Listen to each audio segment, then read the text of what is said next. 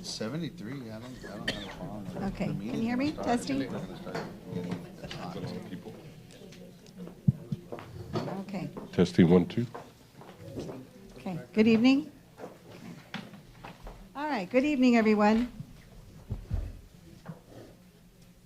Sorry, let me get my notes. Okay. Good evening, board members, Ms. Benavides, Ms. Morales, Mr. Garza, and district staff.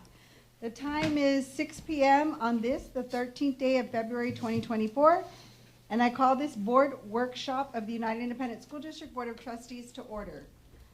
The following board members are present. Alisa Oliveros. We do not have a quorum. A quorum is not present. And then if we can all stand for the Pledge of Allegiance and the text back. Pledge allegiance to the flag of the United States of America and to the republic for which it stands, one nation, under God, indivisible, with liberty and justice for all. Honor the Texas flag, I pledge allegiance to thee, Texas, one state, under God, one and indivisible.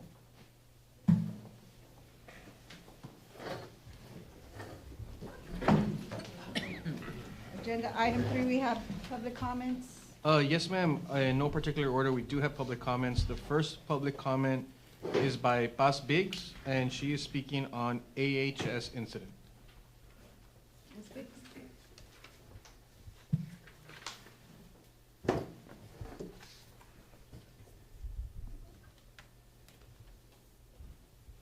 Lisa, I could have called you on the phone. Just send me a text message. Yes, yes, yes. I just want to say that in regards to Alexander,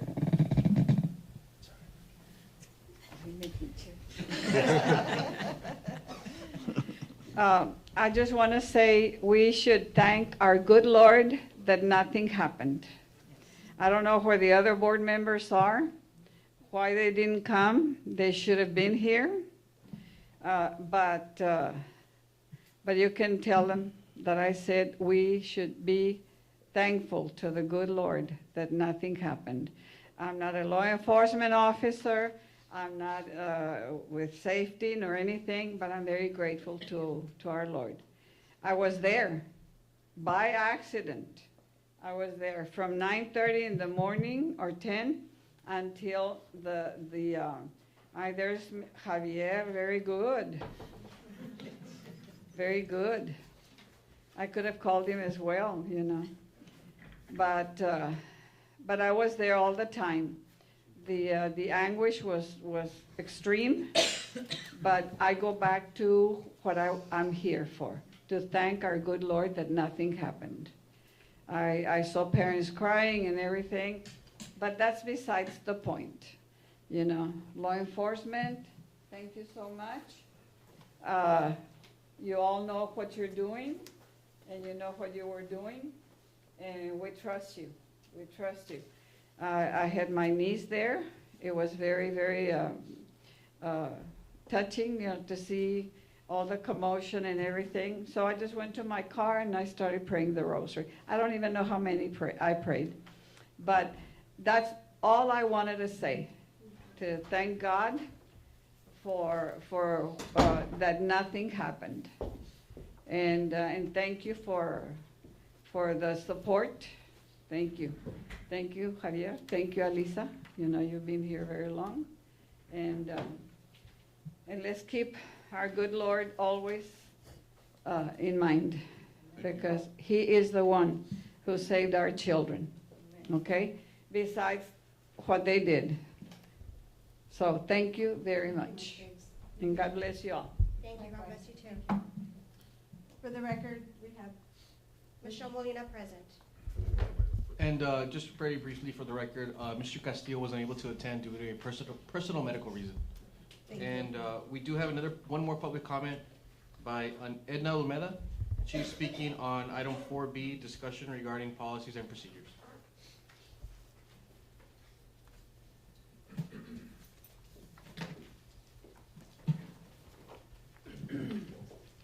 Good evening. Now I can really say members of the board and all present. My name is Edna Olmeda, and I've been a proud teacher for 30 years. I'm here today to discuss employee policies and standards of conduct.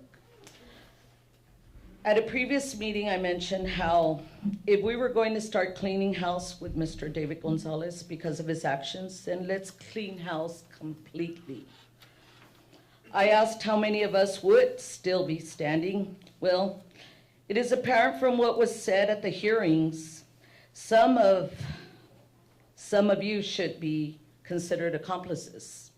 I hope today you will take the time to reflect on the actions of those involved in the process of the termination of Mr. Gonzalez, because I believe the same evidence was provided before 11 years ago. So why the different outcome? Then perhaps what happened before was a cover-up? Something to think about, because like my mom used to say, si el río suena es porque algo trae. Which brings to mind the supposed rumor of certain students also being escorted out through side doors at the Alexander incident. I, like Ms. Briggs, am very thankful that nothing happened. But these rumors, well, I hope they are rumors, because during a lockdown, nobody, absolutely nobody, no matter who they are, should be leaving or being escorted outside. They should be at lockdown, because all and every one of our children's lives matter. And I speak not only for myself, because I was very upset to hear that rumor, but I also speak for many parents who won't or can't, or for whatever reason, cannot come up here and say it. They can only say it during Facebook. They should not be leaving because, like I said, all and every one of our children's lives matter. Porque o todos hijos de Dios o todos hijos del diablo. Y aquí todos somos iguales. Last, if we are going to fix policies, let's fix it all. And I'm talking about corruption, I'm talking about bullying, and not only among students, also among teacher and administration. Intimidation tactics, that is one of the reasons that I've been coming practically for the past 10, maybe 11, maybe more years, speaking on their behalf. Because when I approach people, they are too intimidated to come to these board meetings, and that is not right. So I'm very glad that you are going to look at policies. I'm very glad that you're going to look at standards of conduct, and I hope that gets fixed. I hope to see more teachers coming up here and speaking, because I might be leaving soon, and I want the next teachers of the new generations to have that freedom, have that confidence that they can come up here, because that's the purpose of these meetings. So many things that need to be fixed, but I'll leave you with that. Thank you so much. Thank you. By the way, I will still be coming whether I retire or not. Thank you. Any more public comments? There are no further public comments, ma'am. All right. Moving on to agenda item 4, informational items. 4A, John B. Alexander High School post-incident debrief. Yes, Madam Chairman, Ms. Molina, Mr. Montemayor. We have just a real brief informational item on the events that happened at Alexander High School. I do want to emphasize the fact that we were very happy about the law enforcement response, the positivity of having all these individuals respond to the events that happened. Just real briefly, we did receive a call from Laredo PD about an incident that was told to us that it was at LBJ High School. So the first response that we initiated was at LBJ High School. They acted in all the protocols. They were able to secure the parking lot area and make sure that there was no threat. Then we received the call that it was actually Alexander High School, and then we responded to that particular call. Shortly after calling the lockdown, we had law enforcement, both UISD PD and Laredo PD, show up. By 11:30, we had already cleared the interior of the building, and of course by 2 o'clock, all the students were released. And the major reason for the release was because the air conditioning systems were down at the school, which we were already dealing with that in the morning. That call had already come in that the AC units were down, and so we were already making plans to release the students for the day. But in more detail, we'll be able to get into more detail, but I really wanted to focus on the law enforcement response, the training that we've conducted over the years with our staff. Everything went according to the plan, the training, drilling, and drilling, and drilling.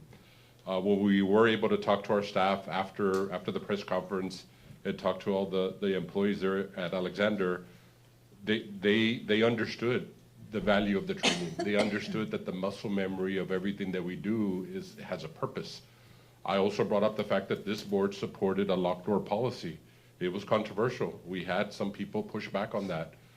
But I think to a teacher, to a staff member there, they appreciated that we actually implemented that, because that immediately provided protection for all of our staff and our students. It has been well documented that if we have a locked door, you're less likely to have fatalities. That's been a well-documented practice. And the fact that we have that as a district-wide policy is a good thing. There are things for us to improve. There's certainly things that we could do better, and we are going to do better. We learned about some of the techniques and some of the things that we need to do, but we are meeting with law enforcement to be able to get everybody together. And we agree with the statement. Every student is valuable. Every student is important. We are investigating any type of rumors that are going out there to make sure that they do not exist. But every single one of our students is important, and our protocol is not to release. Our protocol is to make sure we keep everybody, because we're responsible for them, 100%. And so that is our responsibility. So sometimes you have outside forces that come into play that they're not familiar with our protocols. And again, we're correcting those issues. So I do want to invite Chief Salazar to say a few words. We also invited Chief Rodriguez from Laredo PD. We have Chief Hurd here as well. And of course, Agent Leal here to say a few words with the FBI. Good evening, members of the board. Mr. Garcia, administrators in charge. I would like to first and foremost thank all the law enforcement agencies that responded that day, local, federal, and state, and most important, reassure parents that their children are safe in our schools, right? That day, like I said, we had multiple agencies responding on time. I cannot go more into details in the case because it's still an ongoing investigation, but I will try to answer any questions that you might have, if you have any. More importantly for me, I just wanted to hear what Mr. Garza said, that we were investigating any rumors that were out there, but definitely I concur with your statement that, all I've been told is that everybody came together, everything fell in place as it should. I agree with Ms. Biggs, and thank God, everybody, Yes. there was, well, I can't say too much about it, but thank God everything ended the way it did with nobody being harmed. But that was really just my concern, was that, any rumors that were out there that we're investigating, and God willing, we're able to prove that they're just rumors. So I don't know if Ms. Molina or Mr. Montemayor have any questions. Go ahead. Chief, the only thing I'm all over the place when it comes to this issue. I was on the phone early that day with Mr. Garza, with Ms. But I really appreciate the response, and I know that a couple of things that I need the public to be aware of is that, United ISD is one of the first districts in the state of Texas to implement peace officers in our campuses, way before it became a mandate from the state of Texas. Correct. And we started with the high schools, we've increased to the middle schools, and we now have them at the elementary schools. And we're always recruiting. In fact, we just graduated a new class of officers. Yes. And aside from the police work, the dealing with their students, our officers have become more specialized in that area, dealing with the educational setting. And so, that being said, we've had this task force where you have all your first responders, from federal agencies to your state agencies to your local police officers, and the 911 emergency responders, all meeting, all planning. It's been an ongoing process. The trainings have increased.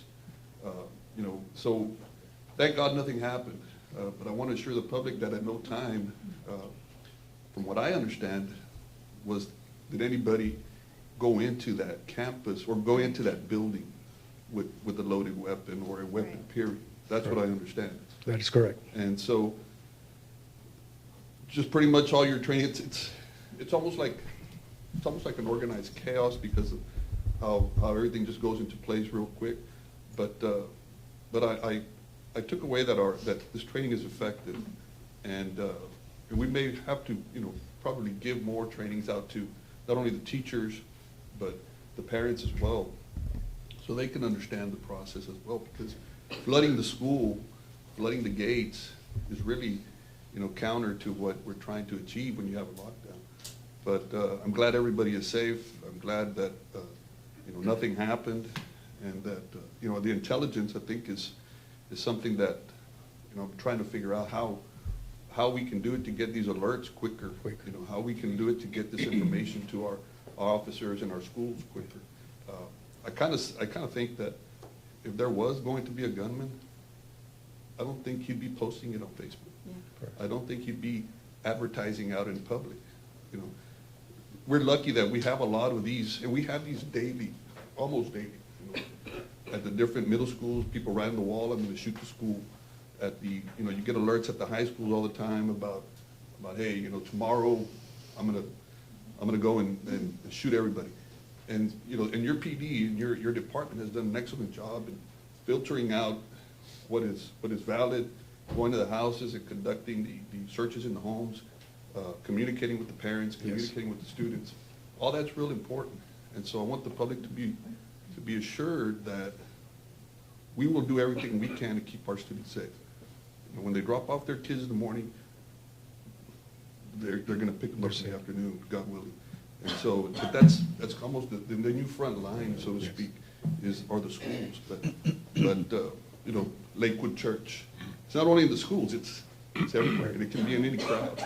So, but I commend you, I commend the police department, I commend all the federal agencies for their help. And I know we have a lot to improve on, but whatever you need from the board. Thank you so much, yes. We're here. Like I mentioned, lessons were learned. We're currently working very closely with Fire Department, Chief Hurd and Chief Laurel PD, Chief Rodriguez. So we're going to be meeting more often. FBI agent Liar has been instrumental to us. So we're going to be working close with Safety Committee, Mr. Garza and Ruben, establishing better if we need to tweak any protocols. We're going to do so. But let's not forget, we do have a police officer at each campus. Our officers go through intensive training every year, when it comes to firearms, alert, defensive tactics, ballistic shields. We're out there. They train hard. So I feel comfortable to say that if something ever happens, God forbid, my officers will respond immediately and address the threat. It's good to have it and not need it than to Right. need it and not have it. Correct. And let me make it clear to the public, we had an officer on site. There was police presence already on site. So at no point was the school didn't have an armed officer at the location. And security guards, I'm sure. And Yes, security ma'am. guards. Yes, ma'am. Correct. Chief, I want to commend you and your entire team. I know that we're one of the districts that lead in Yes. safety, and we're constantly modifying and training, and that's something that you do directly with all your officers. So I commend you for that. I appreciate the fact that all your officers work with all the agencies, and you welcome them into our campuses. And this is exactly the reason why. And I appreciate the immediate response, the overwhelming amount of response, as a matter of fact, that we received. And that just goes to show how fast Laredo, Webb County, UISD, LISD, everyone mobilizes for our students. Yes. And that's from the bottom of my heart. I'm a mother of 3 kids. I understand the parents being at the gates. I would too. That's my baby in there. Correct. And I do think that we need to, these are learning opportunities. Thank God nothing happened. Thank God our students were not in immediate danger by a gun inside the campus. Correct. Everyone mobilized and immediately found the suspect. That is correct. That is correct. And I do think that we do need to continue working on communications to our parents and, running these drills with them. Not only was I getting calls as well, You know, I'm in meetings, I'm like, well, what's going on? I don't know what's going on. I'm getting calls here, and, you know, parents, and Miss Molina, this is going on, and give me a minute. You know what I mean? But it's something that hits home. Yes, Because, yes, we get these threats every day. correct. But until something like this happens, that thank God nothing happened, you know, you realize there's more room for improvement. So I commend you for all agencies, for everything that they did, and continue to work with all agencies and welcome them into our campuses for training as often as you can. Thank you. Thank you. Thank you. I'd like to ask Chief Rodriguez, is he here? Yes. Wants to say a few words, but while he's walking up, just to let the public know, this board has committed a lot of money. He's not Oh, walking there he up. is. He's not walking up Yeah, yet. he's coming.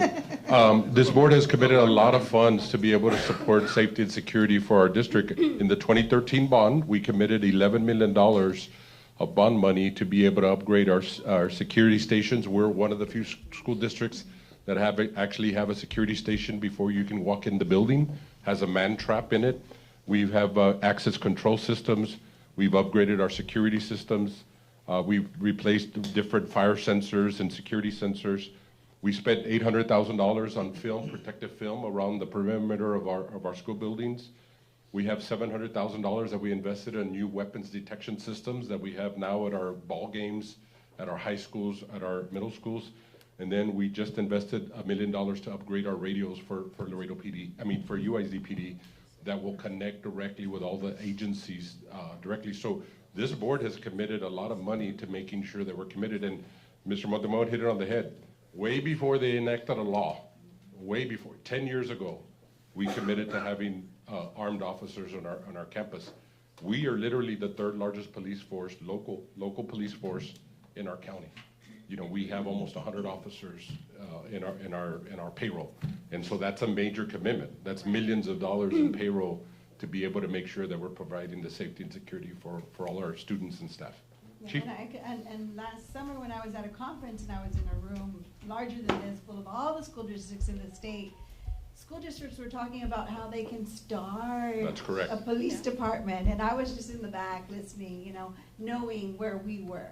And Mr. Motamota I'm glad he mentioned that, because I felt, not that I felt very proud, but I felt happy and safe that knowing that we led, if I stood up and said all of the resources that we've committed as a school district to our police department, we probably would have put all the other districts to shame. So I didn't do that, Yes, but I ma'am. could have done that. As a matter of fact, the first round of grant funding, we could not engage with because we already did a lot of the stuff Right. that they're asking Right. other districts to do. Right. So, Chief? Chief, sorry. Good evening, board members. Chief Miguel Rodriguez for the record, City of Laredo Police Department. Echoing what Chief Salazar just commented on as far as the response, definitely we're always trying to get better. We learn from this type of responses. Our approach to this, one, we got the investigation, which is still ongoing, so really can't comment too much on that. Then we have our audit compliance team that's always, major responses like this, they always do a complete audit. And that report should probably come in within the next 2 weeks. And that's for us to make sure that we understand the whole response and where our gaps are at and how we're gonna get better. I can tell you that our response was preliminary. Our response was great. There was a response to LBJ. Approximately 10:28 a.m. we got the call. The way the Laredo Police Department responds to any threat to any school is automatically any officer that's within the vicinity of other schools, they start getting close to the school in their respective district. And what they do is they just monitor, and this is what happened that day, because at 10:38, Laredo PD got the call for Alexander, and at 10:39, the officer was dispatched. He was there at 10:39, so within seconds, he was there at Alexander High School. So the second responding officer was there at 10:40, so within a minute after that, he was there. So preliminary, it looks really good for Laredo PD, but I can tell you that we audit every camera, every body camera, any transaction that happened over the radio, any transmission that happened over the radio, from the time that the 911 call taker gets the call all the way till the last unit goes back in service. That's how big of an audit it is. So we've been at it since that Friday, but I'll have that report probably, I want to say within the next 2 weeks. And once I get it, we analyze that, and then we take it to the PSAC committee, which is our public safety committee. And once they get it, we'll be able to share with other entities. I don't know if you can share, but I know Mr. Garza mentioned, and you just mentioned right now, when I got the first call, what was the first source that there was potentially a threat in our school? At OBJ, there was a mother that called that her daughter was reporting the incident at OBJ. That's the call that we got, yes. And then after that, we got the call that it was happening at Alexander. And of course, you know, we continue to tell the public that they need to report any suspicious activity. This individuals, it's several red flags. And we just want to make sure that we continue that conversation, not only with parents, but also with students, to make sure that they understand the flags, and not only that, but any indication of a mental health component of it, that they understand that they can take it as a joke, but they need to report it. And we continue to have the conversation. We're actually working with LISD to making sure that we have a whole curriculum about how to report bullying, how to report this type of incidents, and how to respond to this type of incident, especially having that communication with the parents. So we're engaging in that conversation with them because we feel that it was very important that they continue reporting this type of incidents. But at the end of the day, we also continue the conversations with UISD-PD. As always, we're there in a support role. I can tell you that, you know, the protocols, we're going to start tweaking them because we feel that we need to do that. But we're very engaged in conversations with Chief Salazar, and we're going to continue just to get better. Thank you. We appreciate it very much. I do want to say, I'm sorry, go ahead. Thank you, Chief. I do want to say on behalf of United, we're very appreciative, Chief, of the overwhelming response from Laredo PD. We're very grateful to have a commitment of law enforcement in our community. Again, not just Laredo PD, but our federal agencies. I think one thing that the public can be rest assured 100% is that no one of these individuals is afraid to go head on with what needs to happen. Like, in other words, they're going to go in. I think it was a parent, Yes, right? they're going to go in. Definitely. And the biggest thing, and I'm sure both of them will confirm, their number one priority is to eliminate the threat. That is their number one priority. And until that happens, there's going to be very little information that's going to come out because they need to do their job and they need to clear everything. So they did that in spades. Our staff did a fantastic job of following our protocols and procedures. And again, we're still working out all the details. There's still some things that we need to work out, but ultimately the training did what it was supposed to do. And so we're very, I'd like to give them a round of applause for their commitment. Just something real quick before I leave. During the time of the investigation, trying to make sure that we were able to get to this person, the individual that was suspect. The FBI had a very big support role with Laredo PD, and that's the reason why our city is always one of the safest, is because of this collaboration that we have, not only with the federal system, but also with the ISDs and our Department of Public Safety. They were also very engaged, so I just want to make sure that I put that out there, that it was not only Laredo PD to be able to capture this individual, but also the FBI played an instrumental role in trying to do this for us. Thank you for that. And with that being said, if I can invite Agent Leal to say a few words on behalf of the If I may FBI. just say, for the record, we do have a quorum. Mr. Rick Rodriguez is present, so do I need to read for a quorum, or? No, at 6:27, the quorum was present, but this meeting was posted in accordance with the Texas Open Meetings Act already, so. Oh, thank you. Hello, my name is Eduardo Leal. How you doing? And I'm representing the FBI out of the San Antonio Division for the Laredo office. You know, there's not much I can say that you don't already know, and then anything that would go into detail would just be going into an ongoing investigation, which I won't do, and I won't put you in that position either.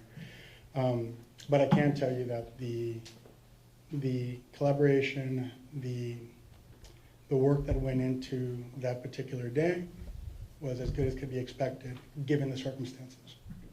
Moving forward, we're going to be working with providing training from the federal side, stateside, to continue, this endeavor of ours to protect our children, protect our students.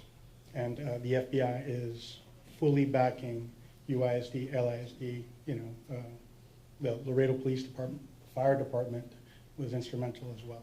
So just know that we're here, we're not going anywhere, and you have our full support. Well, we appreciate it very much. Thank you. And then we're going to wrap it up real quick. Ruben Ayala was just going to share some stats with you. There, go for it. Good evening, members of the board. Ruben Ayala, State and Crisis Response Manager. Just kind of wanted to share with you a little bit of our audits. So the state of Texas now requires audits to be done by Region 1. We are at about 78% of our campuses have already been completed with 0 findings, Alexander High School being one of those. And so that campus has already been audited by the state, and there have been no findings, including the door audit. So that's where they check every single door to make sure that they are locked and working, and we are in compliance. And so I want to again commend and thank all the law enforcement agencies. I was able to be pulled into the scene and just see how they work, and it was amazing to watch them work. I want to also thank the staff and the administration from the campus and how they reacted. So part of our systems is I'll get a report of if we're in a lockdown, we're in a secure, and it was from one to the next. As soon as one happened at one campus, I got the alert. They did what they needed to do, notifying people. And so then the same thing happened at Alexander. So simultaneously, I got that information, and then we started to collaborate. So we do have systems in place. Of course, we are doing our after-action review, and from there we will find areas of improvement, and we will continue to improve and continue to work to keep our students and staff safe. Thank you. Thank Any you. questions? Any questions? Thank you. Comment. Your protocol at LBJ went pretty good as well. So. Absolutely. Yeah, they did a great job too. I got a call right away, and then within a minute or two, they're like, clear, it's over here, we're good to go, let's move on. So. Yeah, the sergeant there at that particular location was able to activate, secure the fencing outside, and they were able to clear the parking lot immediately within a few minutes. So with the help of Laredo PD, so we were able to get that. I also want to commend the Alexander administration, Ms. Lopez, and the staff there. Everything that they did, Mr. Sandoval's staff, to be able to make sure that everybody was secure, protected. Once we identified that there was no threat, we ended up releasing the administrators to help us facilitate the process of checking every classroom. So again, everything went really, really well. We're very proud of everybody's efforts. And I kind of just want to add, this is, luckily we've been working together for a long time, and so it was nice when we walk into the building, agencies from different departments, we're meeting people and it's not for the first time. So we know each other, they're familiar with each other, and so it's a little bit easier to work through a situation like that. So I want to thank them also for all the time and the commitment they've made throughout the years. It's not just a one-time incident, it's all these years of working together and collaborating, and that continued collaboration. They make it happen. Thank you all so much. Thank you.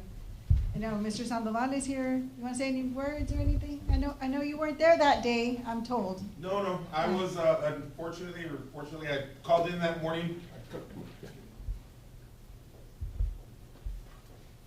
Good evening, everyone. Unfortunately, or fortunately, I had called in that morning. I was not feeling well, and so it just so happens that the day you're not feeling well, this happens. But the training, I have to commend my staff, my administrative staff, my teachers. I've gotten just numerous compliments from parents that the teachers in the classrooms held their composure, maintained that it's going to be okay. They calmed the kids. Kids are scared. Anxiety is real. And as I've said, it's just a difficult situation our kids were put through. But our teachers did a fantastic job with the protocols. And yes, we have stressed the protocols to make sure that we practice them. And like Mr. Montemayor said, it's better to practice it and not need them than need them and not have them. So absolutely something I've said over the PA to the kids when we do these events. I also want to thank the Laredo law enforcement community. Our local, federal, state agencies were fantastic. They came in within a moment, within 5 minutes, there was over 100 officers there ready to protect not just the students, but the teachers as well. The teachers those are two human resource commodities that we have to protect, and it was good to see that's what they were there for, and that was great to see. And so, is I'm sure probably the. Monday for you, that, the following Monday was. No, I was there that afternoon. Okay. I could not stay home. I would have been there sooner. When I got the call, I was home, and when I got the call, I wanted to go, but I knew I wasn't gonna be able to get through the gates. And I probably would have been next to Mr. Baeza, with the public officer outside talking to the parents, and that's something I didn't want to be doing at that moment in time. So I waited till yeah, it was clear, and then I showed up in the afternoon for the conferences with the staff. So, Please but let them know that we appreciate them very much, and like everybody has said, we're just glad everything turned out well. thank you, ma'am. Just to be clear for the public, there was a confusion about reunification and so forth. Just to make sure that we all understand each other, we will not reunify unless, unfortunately, if there's an active shooter, because it's literally, we have injured and it is a crime scene.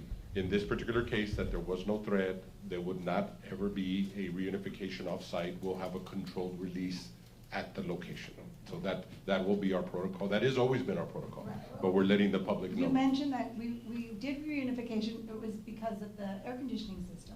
Well, we released, we were already in the process of releasing the students because the AC had gone down. So out of the 5 chillers, I think 4 of them were down, or 3 out of the 4. So we were already discussing that in the morning. It just so happened that this call came in about an hour later, and so we were gonna release anyway, and that was the issue. But you know, given the circumstances, we actually had parents picking up children from other campuses, and so we just told everybody, let the parents do what they have to do. I also emphasize with all of our staff, we need to empathize with our parents. Put ourselves in their shoes, understand what they're going through. Let's not give them a hard time. You know, we'll do what we gotta do. Again, provided that we release when we release, not when, you know, somebody else releases. So we'll be looking into that stuff. Okay. Thank you very much. And that's the communications we're talking about. Continue to train our parents, you know, and communicate with them, as that they know in case a situation happens. This is the protocol for parents. This is where you go. You know, this is what we're gonna do. Yes, ma'am. Thank you. All righty. Thank you. Okay, thank you all very much. All right, moving on to agenda item 4B, discussion regarding policies and procedures pertaining to employee standard of conduct and student safety and welfare, including considering administrative recommendations and matters hereto. Good evening. Mr. Fernandez, good Yes, evening. ma'am, good evening. I was asked to address this particular topic that was shared by the board. It's my understanding we were referring to inappropriate conduct, if I'm correct. Is that what the topic was about? The primary sponsor of this item is not present today, so we'll go ahead and listen to your presentation. Okay. Unless you want to wait, we can wait for him and we can just move this presentation to the 21st. We'd like to discuss it if it's okay with the board. Okay, so before you, I have on top of next to your computer, the first thing that we do as a district, you know, when we employ people, there's an affidavit that needs to be signed. And so in the employment application itself, that's the first page you'll see, is there are questions about inappropriate relationships and things like that. You have to sign off that you did or did not, whatever, and that's how we find out. That's the first layer. This is for every single employee that is applying for our district. If you are a teacher and you work, or a teacher aide who works in the campus, then there is a separate affidavit that has to be notarized, and we do that in our office. So you'll see that on the second page that I provided you. You'll see there's a whole bunch of lines, and then behind that is they talk to you about adjudicated convictions, have you ever done any of those things, any charges, and then one of them is the inappropriate relationships. So they have to answer this in front of our staff. That's a one-to-one conversation. And so that was done back in 2017 when the Texas Commissioner of Education required it now for all school districts to do because of the number of cases that were being generated in the past. So that's the first thing we do as far as employment. Once they get on board, we do the training. You know, we do cover DH local, and it's in our handbook, the district handbook, as far as the code of ethics. Then we also take care of DIA local, which is basically sexual harassment, inappropriate conduct. And we do that also through Vector. So Vector is one of the programs that we have a whole bunch of required trainings that the state requires us to do. What we're gonna do differently, and we're gonna do more face-to-face where the administrators do talk to them. That's going to be one of the changes.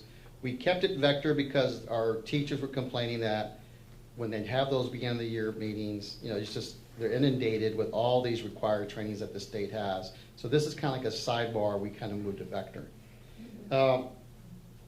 We also have other procedures in place that when we deal with our students, you know, communication records, anything has to do with student involvement, there's also procedures that we have there. We've also talked about having, as far as changes is concerned, having these reoccurring meetings throughout the year versus having a beginning of the school year meeting where we talk about this, trying to do a refresher maybe at the beginning of the spring semester, so that way it's just another opportunity to hear it again. And the last thing I did is I called TASB just to see if there's anything else we could do. And my contact person got a hold of legal, and we're doing everything that we're supposed to be doing from a TASB perspective. However, we're still going to explore other avenues of maybe other things we can do, you know, talking to our principals and stuff like that to see how we can strengthen our protocols and our procedures. Yeah, and that was my reason for sponsoring this item. It's just mainly to inform not necessarily to inform the public, but to reassure the public that we're already doing everything that's within our ability to do to ensure that inappropriate conduct does not occur, and if it does, that, you know, it's caught immediately and taken care of. I guess it's kind of similar to what we went through with the threat at Alexander. You know, you have your systems in place, something happens, you know, you apply everything you learned, and sometimes in these cases it's the best you can do. Unfortunately, by the time things are exposed, they've already happened. But it's not that it's not any fault of the system. No. I think this is from what I understand, the specific topic has to deal with employee relations with students. That's what I think is the target of this topic here. Correct. I know we've had several employees accused recently of having those types of relationships, and I understand they're not relationships that are going to be open to the public. They're going to be carrying on in front of everyone. These are usually a secret, and whether they're, you know, possession of child porn or they're having relations with students, you know, it's just that's where we want to make sure that our safety, that we implement safety procedures, that they're in place, and that our administrators know how to enforce those, that we immediately identify any alerts that we can, or recognize any alerts, and that we put these people on suspension with pay of their contract employees, or just remove them from any, you know, hurting any further children or continuing that conduct. And so, you know, it's hard to find, you know, unless we give them some type of psychological test or some type of some type of exam. It's going to be hard to catch. And that was one of my questions I asked with TASB. And they said they do not encourage that because there could be other issues that would follow. And no other district does that. Yeah, we just have to make sure that I think the training, I think putting them on notice, you conduct yourself this way, you will not have a job at United ISD. We're not going to allow you to just run rampant amongst our kids and abuse them or expose our children to anything like that. I just don't see it. And I do want to let the public know that as soon as we find out, I mean, the second that we know, even if it's just suspicion, we take out the appropriate actions. Usually it's administrative leave until we're able to figure out what the situation is. But we're going to err on the side of caution always. And so that's our commitment. Now, we are looking at maybe some more creative training where we can have some kind of a lighthouse, so to speak, where people can anonymously report things, because at the end of the day, there are probably people that suspect or understand or hear things that we need to give them a free opportunity to give that information to us. Plus, we do have staff that stay either late or get there early.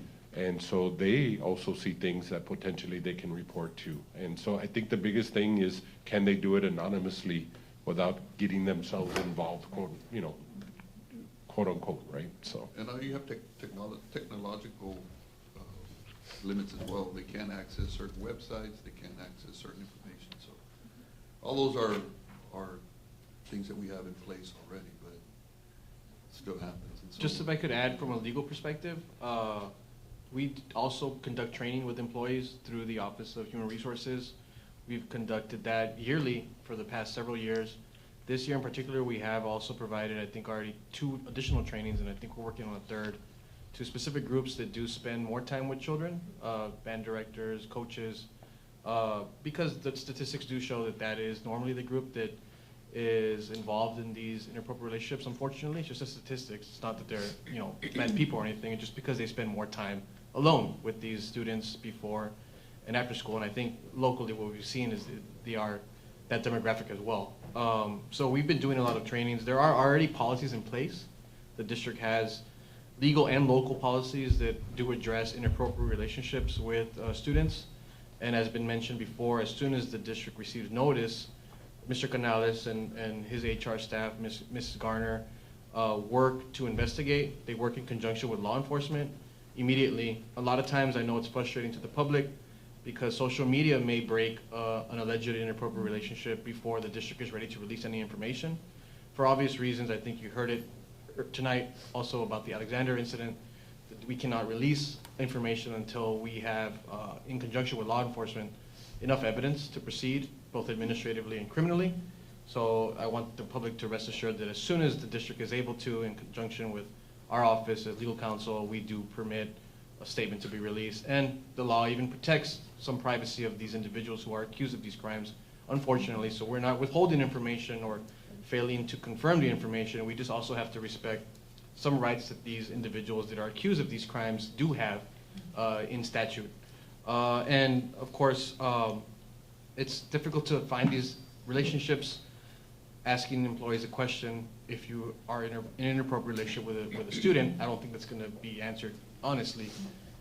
So it's very difficult to find these relationships, but as soon as they are uncovered, the employee is dealt with administratively and on both on the criminal end. And I want to commend the administration and Human Resources and the board for just always supporting the district in uncovering these crimes and taking swift action.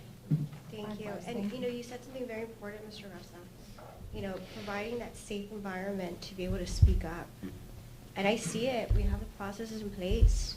You're being diligent.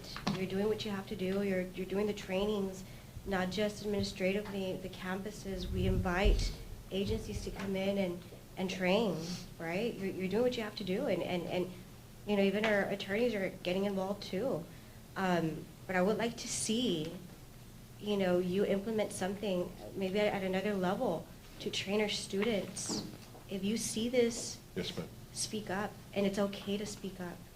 Yeah, we ingrain the safety aspect of you see something, say something, but we need to now further talk about inappropriate relationships that they may be aware of. Yeah, I see you're training the teachers, you're training the staff, you're training everyone, but at the same time, let's step it up a little bit more and train our students a little bit more with that. Hey, you see this? This is not appropriate. Yes, Speak up. There's a safe environment that you can call, you can anonymously, you can do that. Yes.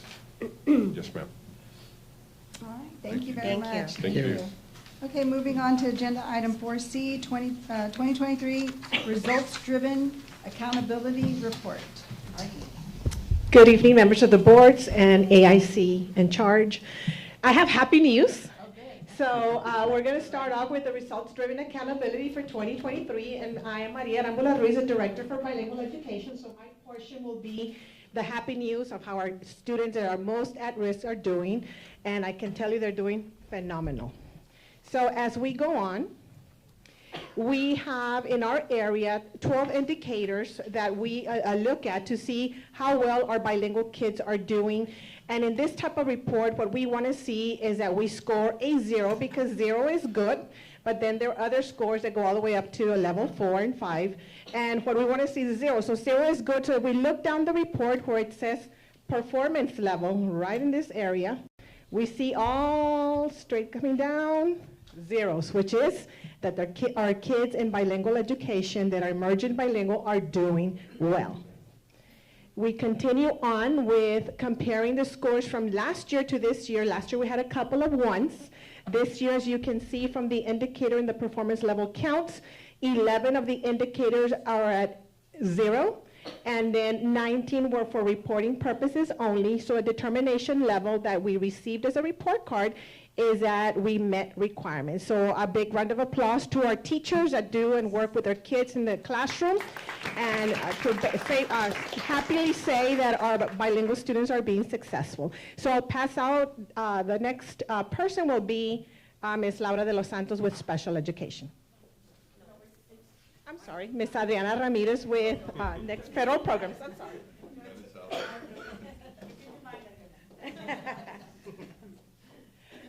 Good evening, members of the board and administrators in charge. And we continue with good news from federal programs. We do have the chart right there that indicates the performance of our other special populations. And really that includes our McKinney-Vento students, our foster care students, and our military connected students. And so if you look at the chart as well, you see the 3rd through 8th grade passing scores, and their rates are all, they're all doing very well. It's in all the different subject areas.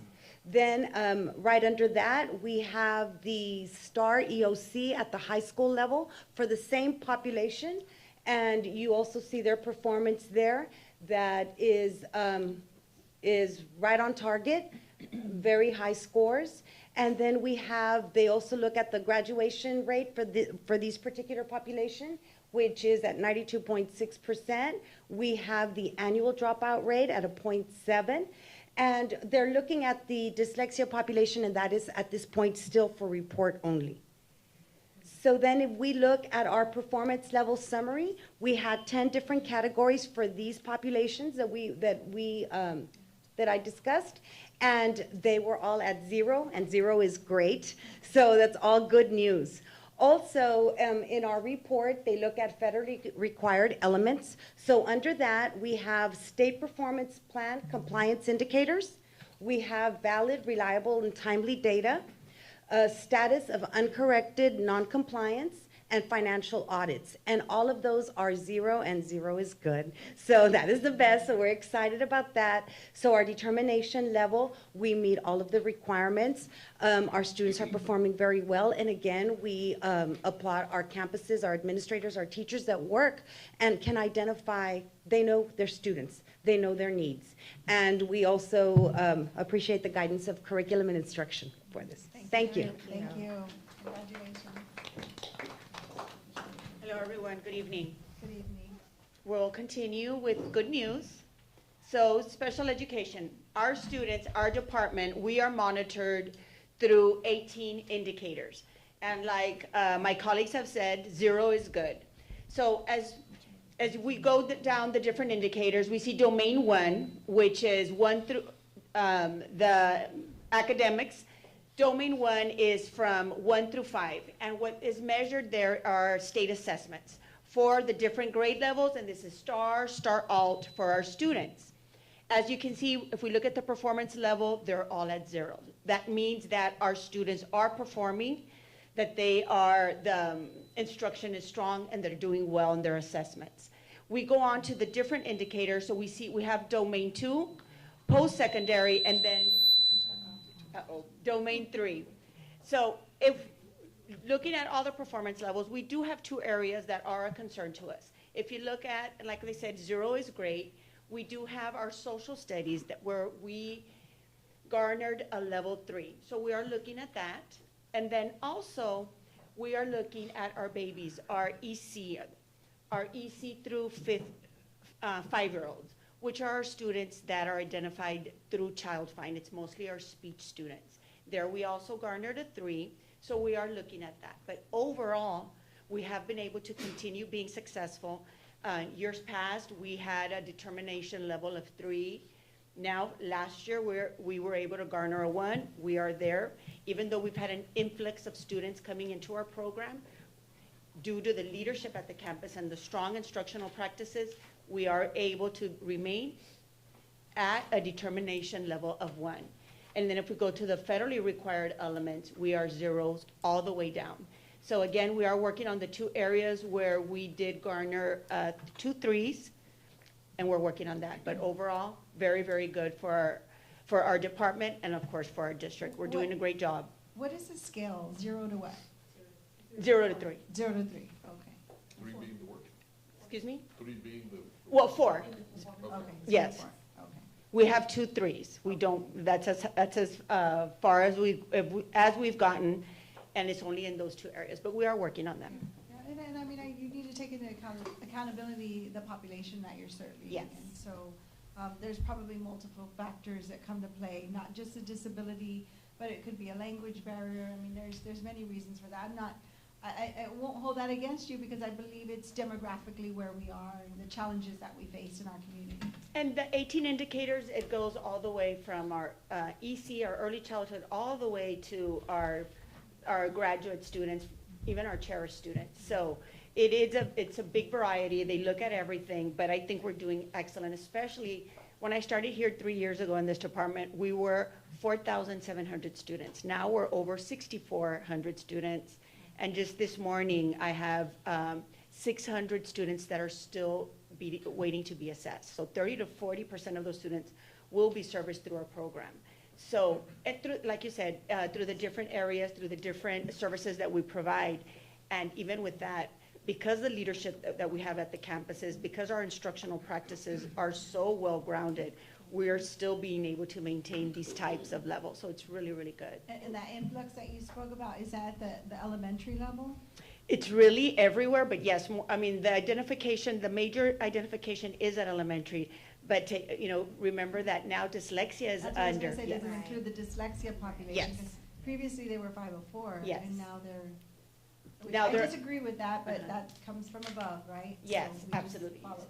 So now they're in this model as well. But we're doing really, really well. And like I said, those 2 areas, one, early childhood, 3 to 5-year-olds, it's because of speech, and we're looking into that. And you and your program has been a huge help because you allow us to go into the centers and be able to assess there. So that's helped.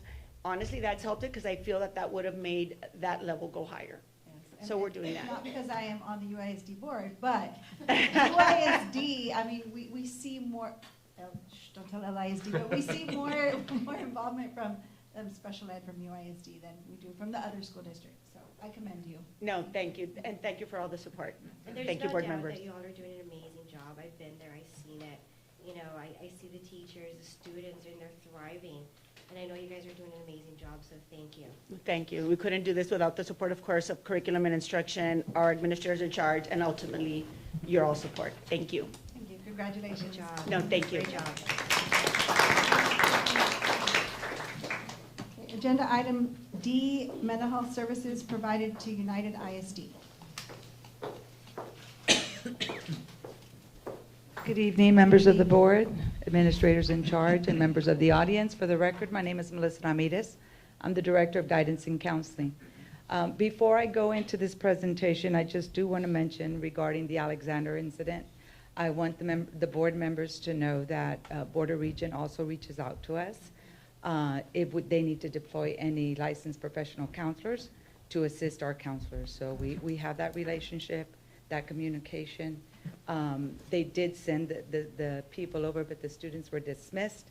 And then once we debriefed, then they came over the next day. So we do work well with our outside agencies. It was just a prime example of every aspect of the community coming in at all levels and helping. So, yeah, And glad I to was hear happy that. to hear the gentleman, I didn't know who he was, but the gentleman from the FBI, when he did the debriefing, he said, I know this is very traumatic, and it is, because guns were pointed at students. Students don't, their anxiety levels go up. And the counselors were there to reassure the students that, to provide that counseling for them. But he did tell everyone when he was debriefing, he says, I'm going to go see my counselor. So it's important for you all to see your counselor if you need that. So we need to drop that stigma, and sometimes everyone needs counseling. Yes, I agree. So going on to the presentation that I have, we do have an outside agency working with us right now. It's called WestCare. This is a nonprofit organization. They are providing evidence-based substance abuse program.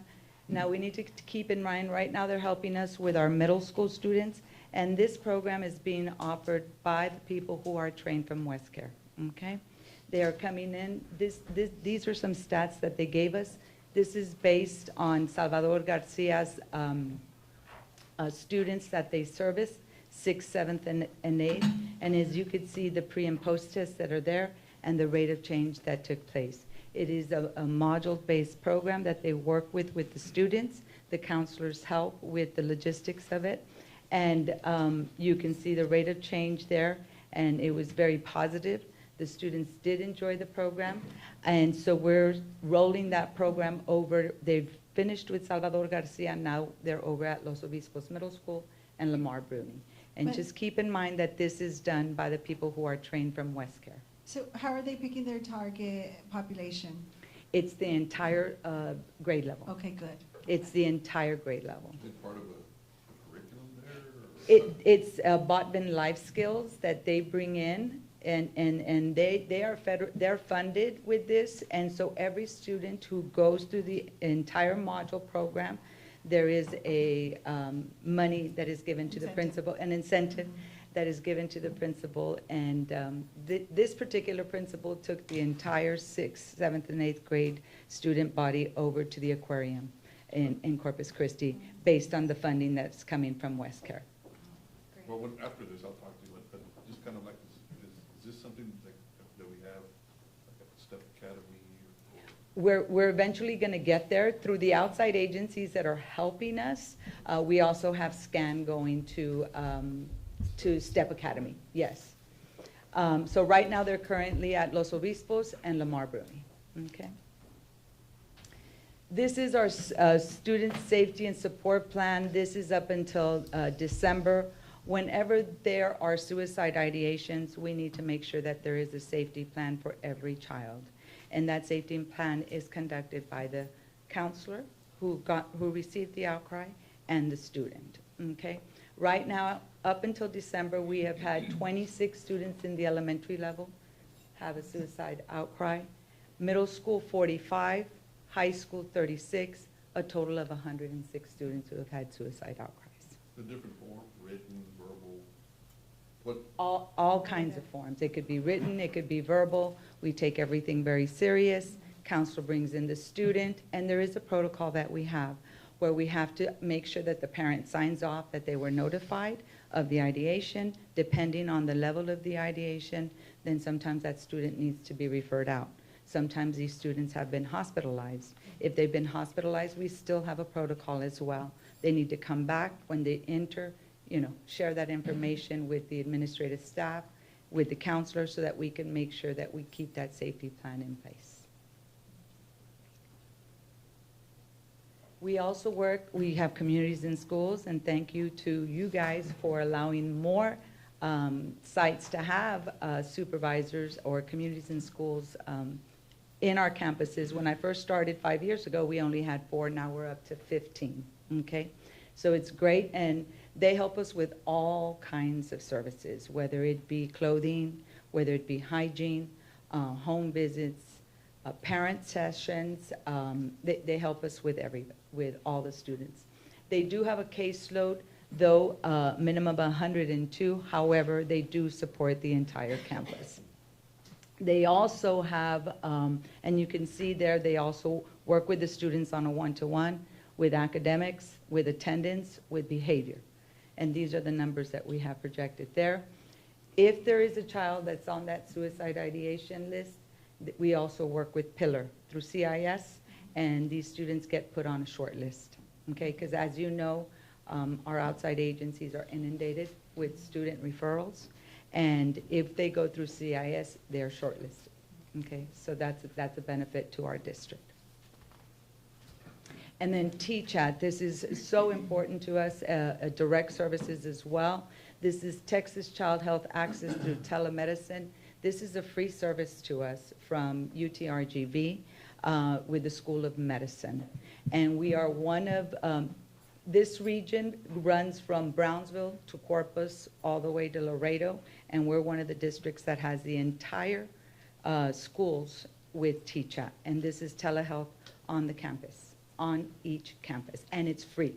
Is it in the counselor's office or where is it? It's actually, it depends, wherever they have space. It has to be free from people going in because it has to be a private 60-minute session with those students. But I do want you to look at these numbers, and I want you to see the cost savings because this is free. This is a free service because of the grant that they have, okay?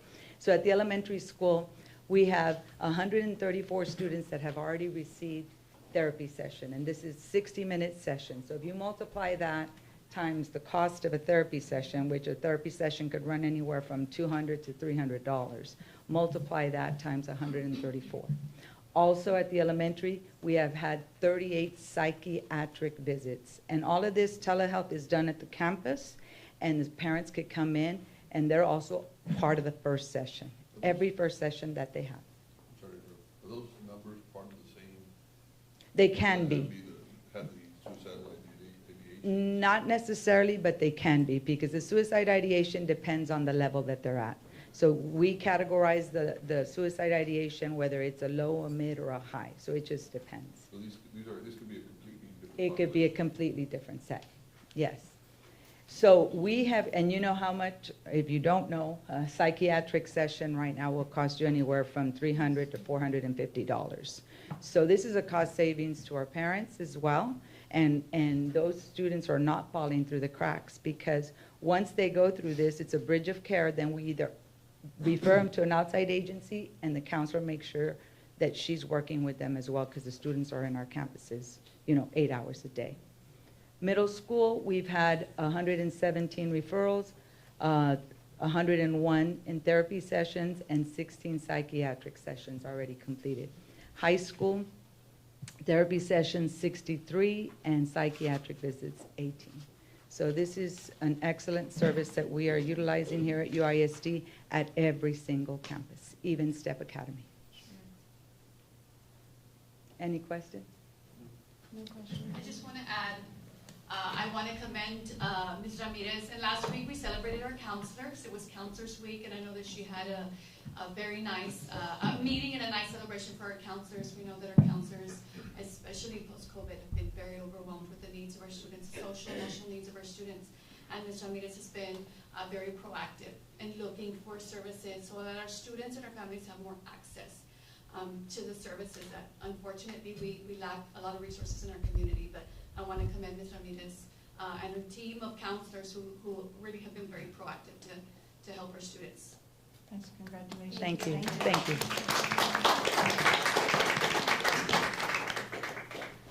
Okay, moving on to agenda item E, 2023 delinquent personal property turned over to tax attorney to process tax warrants and seizures. Yes, good evening, members of the board, administrators in charge, members of the audience. We bring to you, like every year, the 23 delinquent business personal property that we turn over to our tax attorneys for collections, okay? So this year we're turning in, as of February 1st of this year, we're turning in 2.3 million for the delinquent business personal property, 129,000 in the late rendition penalty, 1.2 million in the mineral personal property accounts for a total of 3.7 million, which totals about 1,752 accounts that they're out for collection. Ms. Rio and Mr. Reyes from Castillo Reyes and Del Rio Law Group are here. Oh, they're here in case you have any questions. No questions? No questions from me? Thank you. Okay, all right, thank you. You're good like Brea. Okay, thank you. All right, then, moving on to agenda item 5A, budget amendments. Yes. Good evening, Ms. Oliveros, Mr. Rodriguez, Mr. Montemayor, administrators in charge in the audience. The Division of Finance, as well as the Child Nutrition Program staff are here to present two budget amendments to the board. The first one is BA 2401. When we closed the financial statements with you all last month, we had to recognize some projects that were under construction at the time, but when you close financial statements, you have to identify them in assigned fund balance. We're going to continue with these construction projects, so all we're asking for the board is to let us bring those funds out of assigned fund balance so that the maintenance and construction department can continue with those projects. And then in BA 2402, we have Ms. Gutierrez here from Child Nutrition Program to present that budget amendment. Good evening, everybody. This budget amendment is to appropriate additional revenues because of increased participation in our program, because of the supply chain assistance grant. We had our local food for schools grant, National School Lunch Program equipment grant, and for reimbursement of the USDA commodity storage and delivery fees, and for expenditures for our school breakfast program and for our lunch program. And this has no effect on fund balance. Any questions? No questions for me. Thank you. All right, thank you. Agenda item 5B, monthly disbursements. Yes, ma'am. The Division of Finance is presenting the monthly disbursements for the month of January. I don't know if you all have any questions at this time. No questions from me? Thank you. 5C, resolution regarding review of investment policy and strategies. Yes, ma'am. The Division of Finance annually has to present the district's investment policies, procedures, strategies, the authorized brokers that we can deal with, and the list of training sites, because we're all required to get 8 hours of training every 2 years. This resolution is stating that we are not making any changes to any of those options at this time. We will still have Ms. Laida Benavides, the Chief Financial Officer, as an investment officer, myself, Samuel D. Flores, Assistant Superintendent for Business and Finance, Rosa Cabello for the Director of Accounting, Felipe Jimenez, the Budget Manager, and Coral Perez, the Treasury Manager. This makes up the investment team for United ISD. And we have no changes to the policies, procedures, or strategies at this time. Any questions? Thank you. Moving on to agenda item 5D, property tax refunds for the month of January 2024. Good evening once again. I bring you the property tax refunds for the month of January. We have a total of $31,796.97.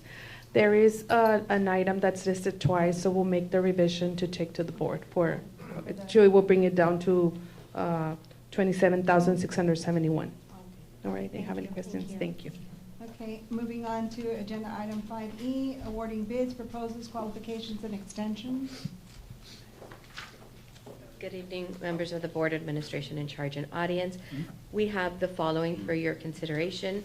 RFP 033-2023, solar power purchase agreement to 2 United ISD schools. I'd like to introduce Mr. Salim Khan at this time so that he can make a brief presentation before I go through the rest of the agenda items. Okay, sure. Thank you. Welcome. Hi there. Hi there. Name is Salim Khan. I'm with Texas Energy Engineering Services. I'm the engineering consultant for the project, and I'd like to take a few minutes just to give you a brief update on where this project status is. Yes, it's a modern. An engineer should know that. Is that what you're saying? He's not electrical. The green one is the point. Not a technology engineer. Sorry about that. Sam's an Aggie.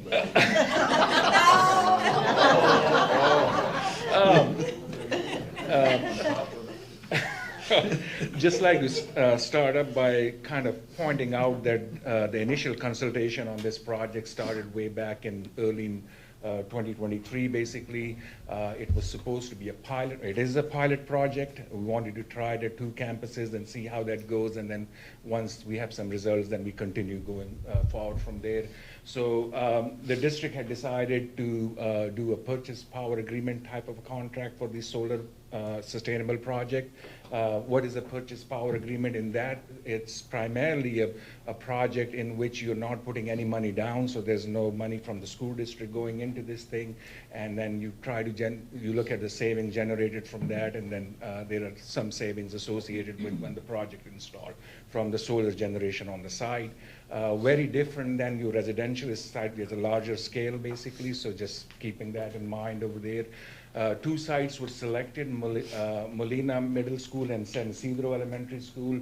The reason for that was they were relatively new. You need to have a better site with new roofs and so forth. So these were good sites from that point of view, and there was a lot of room up there also. The delivery method, there was consultation on how we need to get these services in, get a good cost, best bang for the money for the district. So it was decided to put an RFP out with a request for proposal basically over there. And then the RFP primarily was for a turnkey installation, right? So it's from A to Z all the way through. And it needs to be done by energy service company. Sorry, another way around. 3 bids were received on this project, and the responses were evaluated. TZ as a consultant provided some feedback initially. Then there was a follow-up question from the evaluation team over there, and then we provided more clarification. As a result of that, it went through the evaluation process. And then UISD staff conducted the evaluation on their own once they had all the information, basically. So keep in mind that this is something pretty unique. A lot of school districts out there, even state agencies or any counties and so forth, they don't have anything like this. They're all working on this kind of a project, basically. So we are kind of way up there. And we may create a trend basically for the rest of them. So the bids were evaluated, and I think currently there's a recommendation for the board from the evaluation committee for PEG Energy Services basically to be one of the finalists for this project. The evaluation committee, you all know them. I'm not going to mention all of them. Some of them are here, but they all took part in it. And where do we stand right now? So once this goes through the full board approval, then the next step will be that it will go into design and analysis phase, basically, that will be reviewed. And then there's a PPA agreement, which is a purchase power agreement, that will go through review from the district, basically. Once those are in place, then we anticipate the total project will take around about 12 months from start to finish to implement, basically. So I think that's it. Yeah. Sorry. Any questions? I'll be glad to answer any questions. Thank you. Thank you. So the recommended vendor in this case is PEG Enterprises, PEG Energy. Moving on, RFP 057-2023, orchestra equipment, instruments and supplies to the vendors listed. RFP 046-2023, which is district-wide repair and installation of playground shade structures to Midas Contractors and Ride Enterprises, which is also known as Laredo Shades. RFP 059-2023, new fence insulation materials and repairs to Laredo Fencing Materials. RFP 055-2023, this is an E-rate project, year 27. This is for internet access. The recommended vendor is Smartcom Telephone. And this would be a 3-year contract with the option to bring it back for 2 additional years. And then we have 2 renewals for your consideration. Okay, any questions? Thank you. Thank you very much. Okay, moving on to agenda item 5F, CSP 021-2023, reconstruction of the staff parking lot at Newman Elementary School and its accompanying budget amendment. For this project, the recommended vendor is Gallegos Paving for a total contract amount of $479,112.93, which includes alternate 2 and a $50,000 contingency allowance. Mr. Peña from the Facilities Department is here to answer any questions about the project if you have any. Which Gallegos? It's the original Gallegos company, but I think it's one of the sons. I think it's Under new Sheldon. management. It's under new management. Sheldon? Okay. Yes, if I'm not mistaken, right, That is Sheldon? correct. Yes. And they would have to comply with all the insurance and bonding requirements. Any questions? Any more questions? I'd like to add, to make sure the board understands that this will be, there is an accompanying budget amendment of $479,112.93 that will be coming out of fund balance to fund this project. Is it that bad? Is it parking lot? It's actually something we've been looking at for half a decade. We Yep. just finally committed to getting it done, so. Are these parking lots on like a revolving door process, revolving process where you target? It's more than likely the original parking lot from when the facility was built. Yes, ma'am. So it's something that we've actually had a couple of workers' comp cases. Yes. That's how bad it is, so we felt that we needed to get it done, yes. Plus, just doing basic overlays, it's significant, the amount of money that we spend, so we do 4 or 5 overlays, then we're spending what this is costing to build brand new, which will last for 50 years, by the way, so. Okay, moving on, agenda item 5G, Refer a Friend Recruitment Incentive Program. Good evening again, David Nellis for the record. As you know, we're having difficulties finding staff at every position that we have, especially within our pay grade 1s and pay grade 2s. So we're looking at bus drivers, trainees, cafeteria workers, groundskeepers, custodians, teacher aides, special ed aides at every level.